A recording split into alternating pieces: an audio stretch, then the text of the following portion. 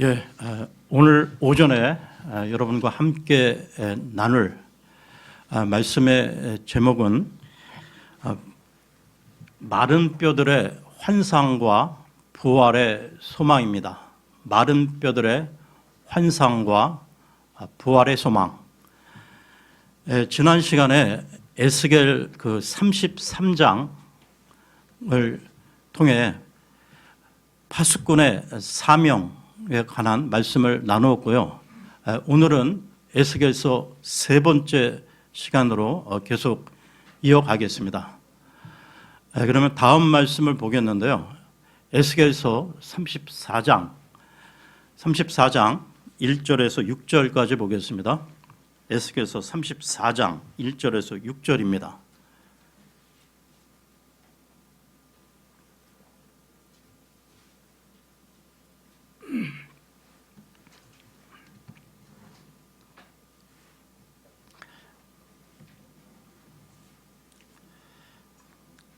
주의 말씀이 내게 임하니라. 이르시되 사람의 아들아, 이스라엘 목자들을 대적하여 대언하고 또 대언하여 그들에게 이르기를 주 하나님이 목자들에게 이같이 말하노라. 자기만 먹이는 이스라엘의 목자들에게 화가 있을지어다. 목자들이 마땅히 양떼를 먹여야 하지 아니하겠느냐. 너희가 살찐 것을 먹고 양털로 옷을 만들어 입으며 먹이를 먹은 양들을 죽이되 양떼는 먹이지 아니하는도다. 너희가 병든 것을 강하게 하지 아니하고 아픈 것을 고쳐주지 아니하며 상한 것을 싸매주지 아니하고 쫓겨난 것을 다시 데려오지 아니하며 잃어버린 것을 찾지 아니하고 오히려 폭력과 잔인함으로 그것들을 다스렸도다. 목자가 없으므로 그것들이 흩어졌으며 흩어졌을 때 들의 모든 짐승에게 먹이가 되었도다. 내 양들이 모든 산과 모든 높은 언덕에서 두루 떠돌아다녔으며 참으로 내 양떼가 온 지면에 흩어졌을 때 아무도 그것들을 찾거나 찾으러 가지 아니하였도다. 이제 하나님께서는 이스라엘의 목자들을 대적하여 말씀하시고 있는데요. 왜냐하면 이 목자들이 거짓 목자들이었기 때문입니다. 목자의 사명은 양무리를 먹이고 보호하는 것인데요. 그런데 그들은 2절에 나와 있듯이 자기들 것만 챙겨 먹는 목자들이었던 것입니다.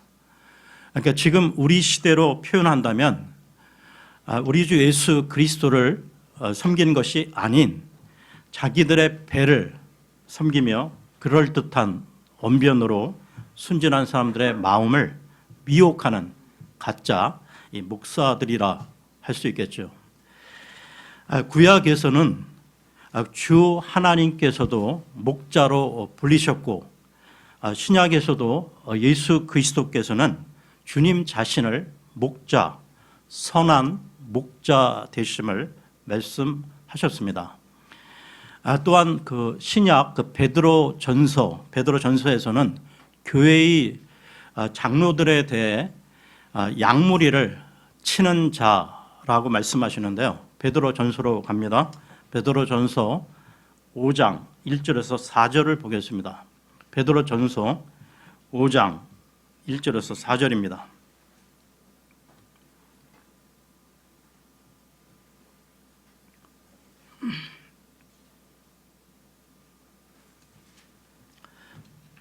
너희 가운데 있는 장로들에게 권면하노니 나 역시 장로요 그리스도의 고난의 증인이요 또한 앞으로 나타날 영광에 참여할 자니라. 너희 가운데 있는 하나님의 양떼를 먹이고 감독하되 억지로 하지 말고 자진해서 하며 더러운 이익을 위해 하지 말고 오직 준비된 마음으로 하며 하나님의 상속 백성 위에 주인처럼 군림하지 말고 오직 양떼에게 본이 되라. 그리하면 목자장께서 나타나실 때 너희가 사라지지 아니하는 영광의 관을 받으리라. 목자장이신 우리 주님께서는 베드로를 통해 교회의 장로들에게 말씀하시는데요. 양떼들에게 주인처럼 군림하지 말고 양떼의 본이 되라고 하십니다. 그러면 다시 에스겔서로 돌아와서요. 에스겔서 34장 5절을 보겠습니다. 에스겔서 34장 5절입니다.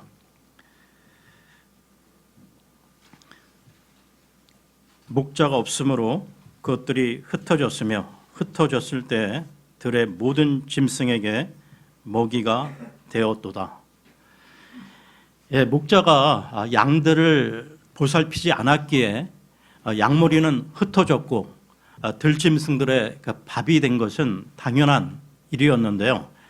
그러니까 에스겔 당시에 그 이스라엘 상황이 이러했다는 것으로 이스라엘 주변에는 아시리아, 암몬, 모압, 바빌론 등과 같은 잔혹한 그 민족들이 들끓고 있었다는 것입니다. 계속해서 34장 10절을 보겠습니다. 34장 10절입니다. 주 하나님이 이같이 말하노라. 보라, 내가 목자들을 대적하노라. 내가 내 양떼를 그들의 손에서 요구할 것이며 그들로 하여금 양떼 먹이는 것을 그만두게 하리라. 또한 목자들이 다시는 자기를 먹이지 못하리니 내가 내 양떼를 그들의 입에서 건져내어 그들에게 먹이가 되지 아니하게 하리라. 여기 10절에서는 양떼를 돌보지 않는 거짓 목자에 대해서 그들이 오히려 양떼를 먹이로 삼는 자들이라고 규탄하고 있는데요. 즉, 이 거짓 목자들이 양떼를 지키는 게 아니라 오히려 양떼를 잡아먹고 있다는 것입니다. 이것이 바로 하나님께서 그들 거짓 목자들을 대적하시겠다고 선언하게 된 배경인 것이죠. 하나님께서 대적하시는 목자들이라면 그들은 이미 목자들이 아니며 이제 하나님께서는 거짓 목자들을 몰아내시고 그들의 입에서 자신의 양떼를 건져내시겠다고 말씀하시고 있습니다. 계속해서 34장 11절을 보겠습니다. 11절입니다. 주 하나님이 이같이 말하노라. 보라, 나 곧 내가 내 양들을 찾으며 그들을 찾아내리라. 하나님께서는 친히 내 양들을 찾을 것이라고 말씀하셨습니다. 그러니까 하나님께서는 실제로 양들을 찾으러 이 땅에 몸소 오셨는데요. 요한복음으로 가겠습니다. 요한복음 10장 11절에서 16절입니다. 요한복음 10장 11절에서 16절입니다.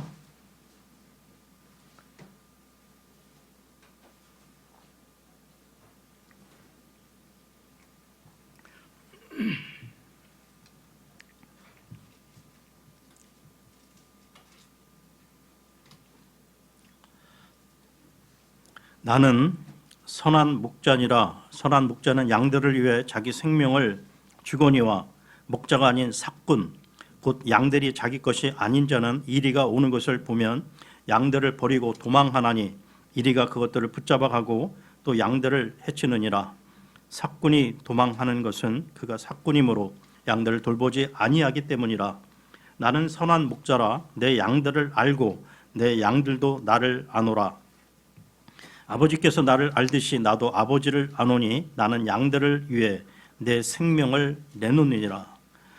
또 이 우리에 속하지 않은 다른 양들이 내게 있으므로 그들도 내가 반드시 데려오리니 그들이 내 음성을 듣겠고 이로써 한 우리와 한 목자가 있으리라. 이처럼 선한 목자 되신 주 예수 그리스도께서는 정말로 양들을 위해 자신의 목숨을 내어 놓으셨죠. 이것은 에스겔서 34장의 예언을 성취하신 것입니다. 다시 에스겔서로 돌아와서요. 34장 12절에서 14절을 보겠습니다. 에스겔서 34장 12절에서 14절입니다.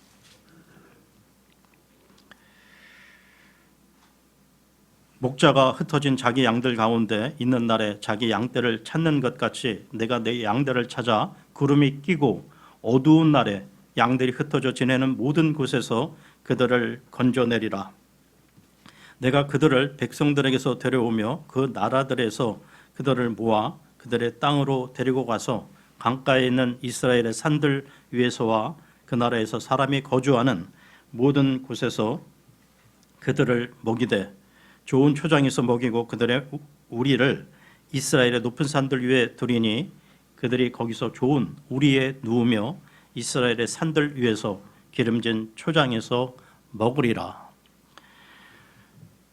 지금 읽은 구절에서 양들이란 문자적으로 이스라엘을 지칭하는데요. 이스라엘은 그 오랜 세월 동안 구름이 끼고 어두운 날에 흩어져 있었던 민족이었습니다. 그러니까 에스겔 당시로부터 약 2500년이 지나 1948년 이스라엘은 국가를 회복하게 되는데요.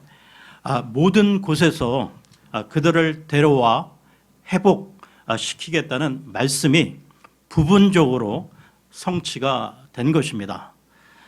또한 이 내용은 더 나아가 궁극적으로 대환란 끝에 이스라엘의 완전한 회복을 언급하는 재림과 관련된 구절이기도 하다는 것이죠. 구약 성경 곳곳에서 이스라엘의 그 회복에 대한 예언들이 반복되고 있는데 세계 곳곳에 그 흩어져 있던 이스라엘 그 유대인들이 다시 그 모여들게 되리라는 예언들이 거듭되고 있다는 것입니다. 계속해서 다음 구절 보겠는데요. 36장 8절에서 11절입니다.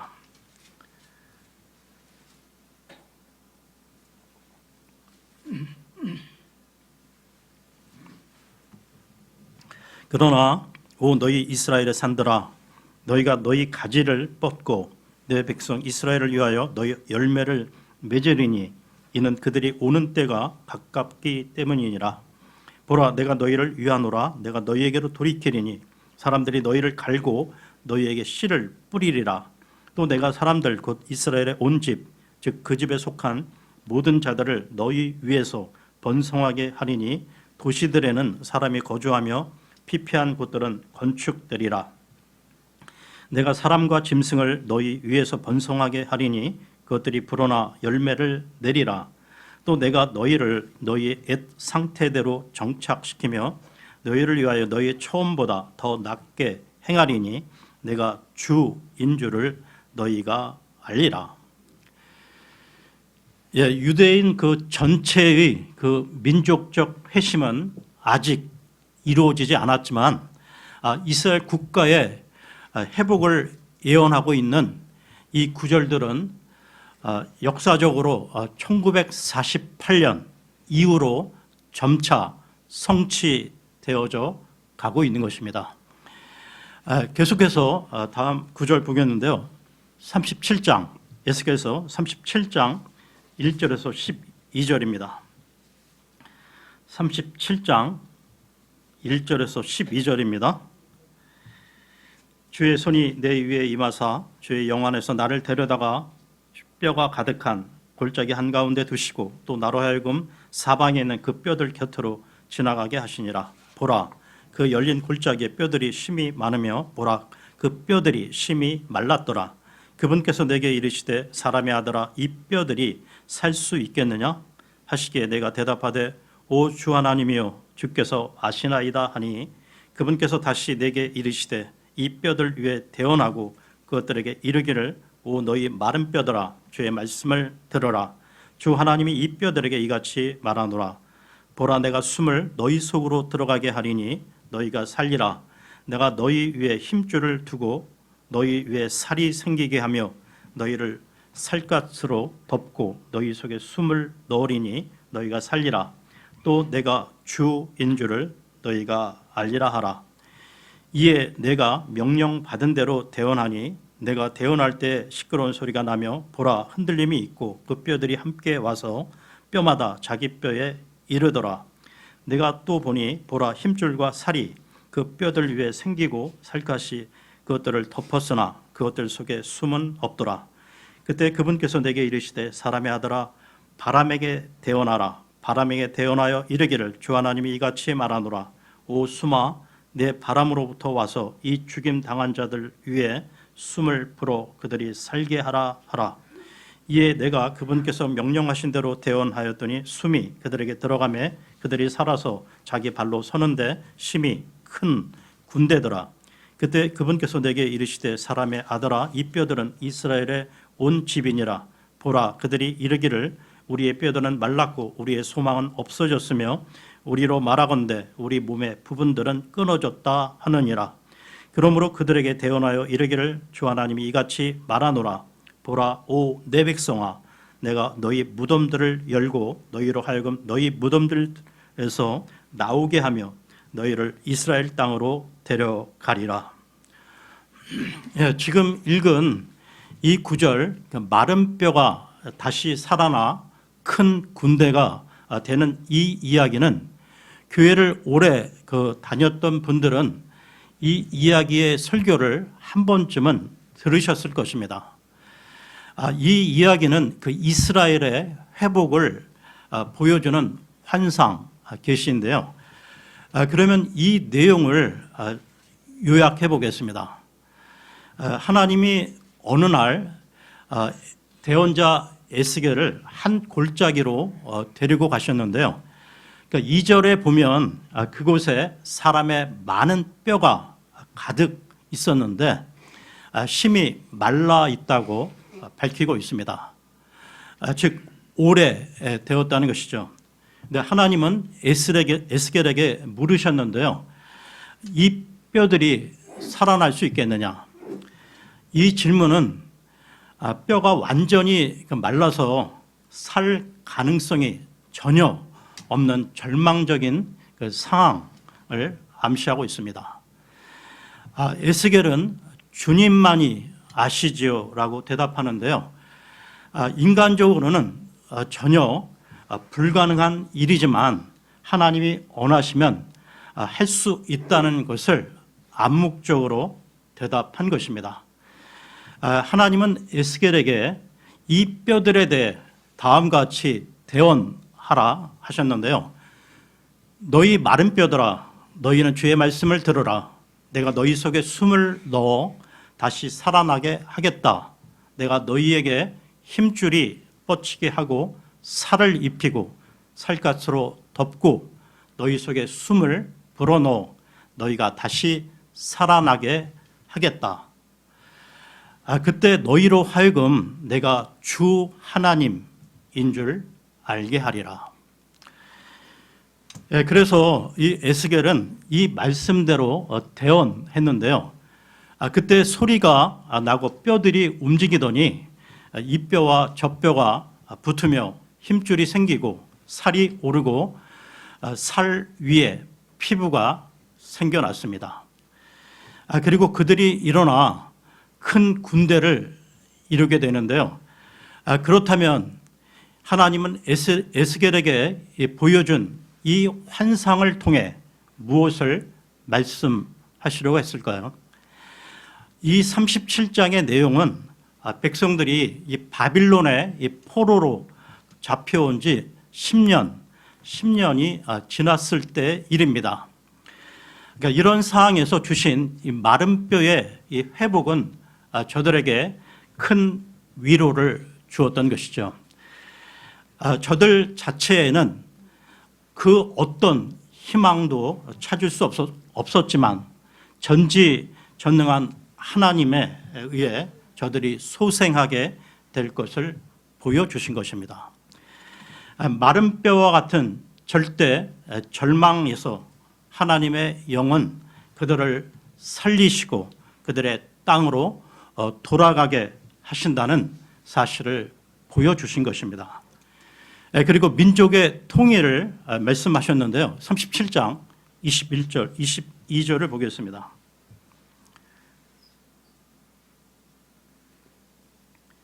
37장 21, 22절입니다. 그들에게 이르기를 주 하나님이 이같이 말하노라. 보라, 내가 이스라엘의 자손을 그들이 가서 함께 거하던 이교도들 가운데서 취하고 사방에서 그들을 모아 그들의 땅으로 데려오리라.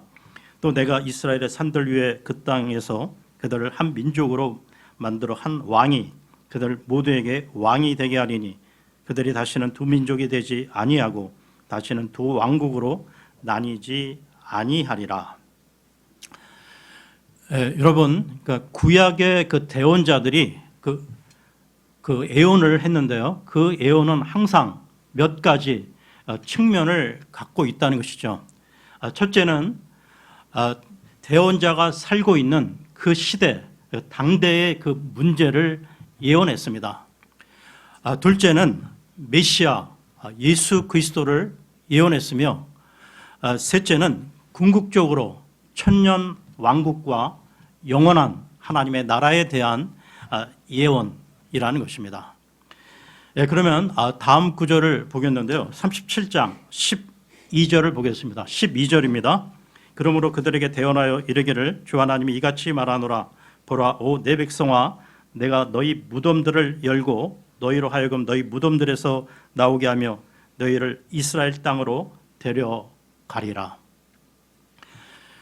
여기서 너희 무덤들을 연다는 것은 죽은 자들의 부활을 의미하고 있는 건데요. 그러니까 장차 언젠가는 전 세계에 흩어져 있는 디아스포라, 그러니까 유대인들의 무덤들이 열리고 그들이 살아 일어나 이스라엘 땅으로 귀환하게 될 것을 예고하고 있는 것입니다. 여러분, 이 부활과 관련하여 참조할 구절이 있는데요.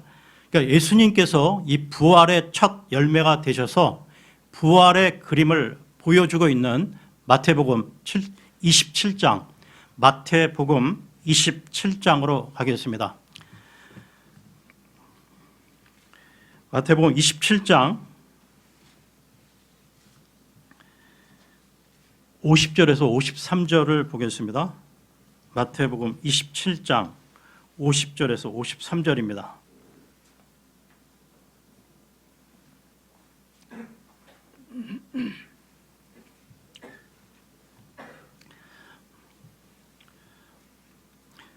이 부분에 보면 구약 성도들의 첫 번째 이 부활이 언급되고 있는데요. 50절부터 53절입니다. 예수님께서 다시 큰 소리로 외치시고 숨을 거두시니라. 이에 보라, 성전의 휘장이 위에서 아래까지 둘로 찢어지고 땅이 진동하여 바위들이 터지고 무덤들이 열리니 잠든 성도들의 많은 몸이 일어나 그분의 부활 뒤에 무덤 밖으로 나와서 거룩한 도시로 들어가 많은 사람에게 보이니라.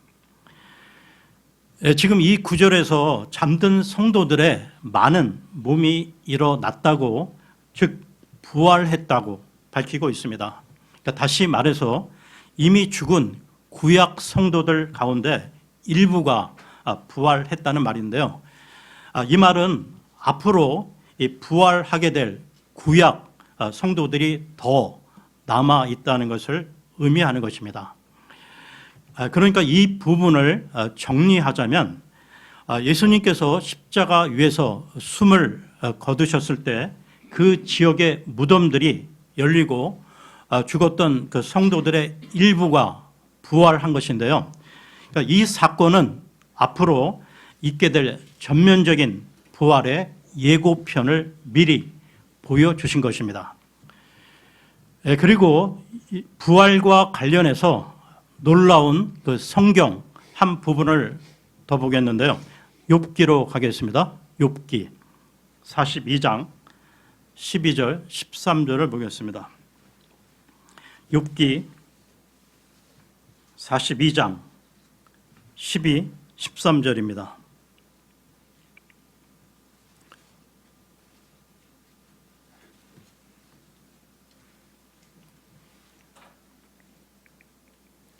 이와 같이 주께서 욥의 마지막 끝을 그의 처음보다 더 복되게 하셨으니 그는 양 14,000마리와 낙타 6천 마리와 소 1,000결이와 암나귀 1,000마리를 소유하였더라. 또 그가 아들 7과 딸 3을 두었더라. 그 욥의 그 고난이 다 끝난 뒤 욥기 그 마지막 장인 42장에서 하나님께서는 욥에게 두 배의 물질적 복을 주셨는데요. 욥은 1장에서 양이 7천이었는데 14,000마리가 되었고 낙타가 3천이었는데 6,000마리가 되었으며 소가 500결이었는데 1,000결이, 그리고 암나귀가 500이었는데 역시 그 2배인 1,000마리를 받게 됩니다. 그런데 몰살당했던 7 아들과 3 딸들은 2배가 아니라 원래대로 다시 7 아들들과 3 딸들을 얻게 되었다고 나오고 있습니다. 그러니까 이것은 1장에서 죽었던 10명의 자녀들이 다시 살아난 것입니다. 그러니까 욥은 잃었던 가족들 중 단지 10명의 자녀들만 되돌려 받았을 뿐 욥의 아내는 되돌려 받지 못했는데요. 그러니까 아내를 되돌려 받지 못했으니 자녀들이 새로 태어날 수 없었다는 말입니다. 이 욥기와 관련해서 정리하자면 욥기 42장에서 보는 그 욥의 자녀들의 그 부활은 앞으로 벌어질 그 7년 대환란 끝 무렵에 있게 될 환란 성도들의 부활을 미리 보여주는 그림이라는 것입니다. 그렇다면 여러분, 하나님을 믿는 우리 성도들의 부활은 어떻게 되는 것일까요? 예수님께서 이 공중 재림하시게 되면 그때 구원받은 살아있는 성도들은 휴고될 것입니다. 그런데 이미 그리스도 안에서 잠들어 있는 성도들은 예수 그리스도께서 이 재림하실 때 부활해서 휴고되어 주님을 만나게 된다는 것입니다. 이와 관련된 말씀 보겠는데요. 데살로니가 전서로 갑니다. 데살로니가 전서 4장 16절에서 18절입니다. 데살로니가 전서 4장 16절에서 18절입니다.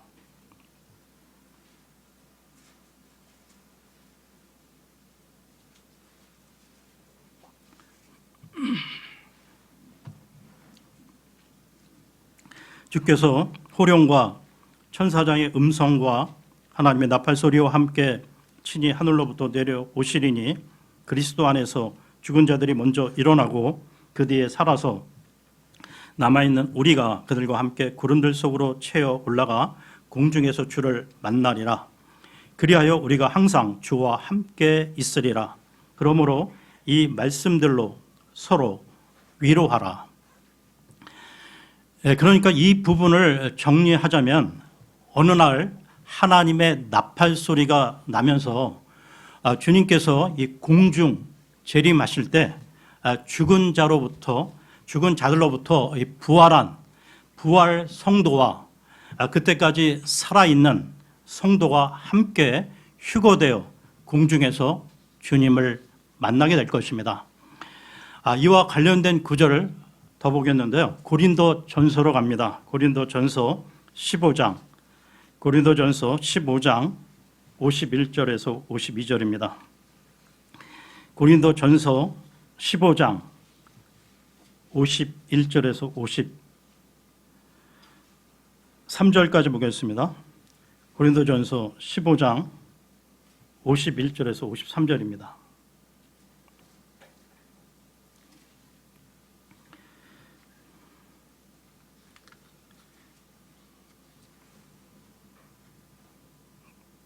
보라, 내가 너희에게 한 가지 신비를 보이노니 우리가 다 잠자지 아니하고 마지막 나팔 소리가 날 때 눈 깜짝할 사이에 순식간에 다 변화되리라. 나팔 소리가 나매 죽은 자들이 썩지 아니할 것으로 일어나고 우리가 변화되리니 이 썩을 것이 반드시 썩지 아니함을 입고 이 죽을 것이 반드시 죽지 아니함을 입으리로다. 이처럼 우리 그리스도인들은 주님과의 만남에 대한 이 복된 소망을 가지고 오늘을 살아가는 존재라는 것입니다. 그 반면에 세상 불신자들은 그 끝이 지옥, 불호수로 들어갈 수밖에 없는, 즉 절대 절망으로 기결될 수밖에 없는 운명이라는 것이죠. 그러므로 여러분, 눈에 보이는 것들로 세상 사람들을 조금도 부러워할 것이 없다는 것이죠. 그러니까 우리가 받은, 즉 영원한 멸망으로부터의 구원과 또 우리가 소유한 이 영원한 생명, 이 영원한 생명에 대한 이 큰 축복에 감사하시며 날마다 살아가시길 바랍니다. 예, 오늘은 여기까지 하겠습니다. 예, 감사합니다.